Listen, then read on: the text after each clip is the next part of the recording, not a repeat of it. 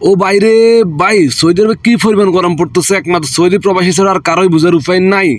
অনেকক্ষণ তালা তোলার পরে আমার মোবাইল চেক করে দেখেছি, মোবাইলের কোনো নোটিফিকেশন আইছে, মানে কি অর্ডার আইছে।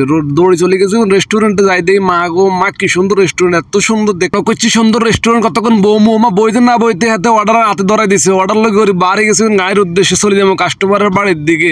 আর এদের ওই দিকে কোয়ালের দিকে টাবাইতে আছে, গেট খুলি দেয় যে ওরা গাড়ির ভিতরে আগুন ওড়াইয়ের মনে হয় যে, মানে কথা সিদ্ধ ডিম রাখলে বটবট করে সাদা হয়ে যাবে। তো যা কি আর করার আছে, গাড়ি স্টেট দিয়ে রোডে উঠে গেছে, এই রোদের ভিতরে কিছু করার নাই ভাই। আমাদের প্রবাসীদের জীবন এভাবে কাটতেছে। হঠাৎ চোখের সামনে উঠছে একজন হুন্ডা ড্রাইভার, মানে এরা হুন্ডা দিয়ে ফুড ড্রাইভিং করে এই গরমের ভিতরে। আসলে কি করার আছে, আমরা গাড়ি দিয়ে সহ্য করতে পারি না, এরা হুন্ডা দিয়ে কেমন কি করে আল্লাহ মাহবুদ ছাড়া আর কেউ বলতে পারে না।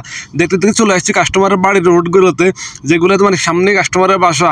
আরে কি সুন্দর বাড়ি, কি সুন্দর সবকিছু, কত সুন্দর এরিয়া, দেখি আসলে মন জুড়ে যায়, চোখ জুড়ে যায়। কি করবো বলেন ভাই, এটাই হলো কাস্টমারের বাড়ি, কি সুন্দর দেখছেন নি।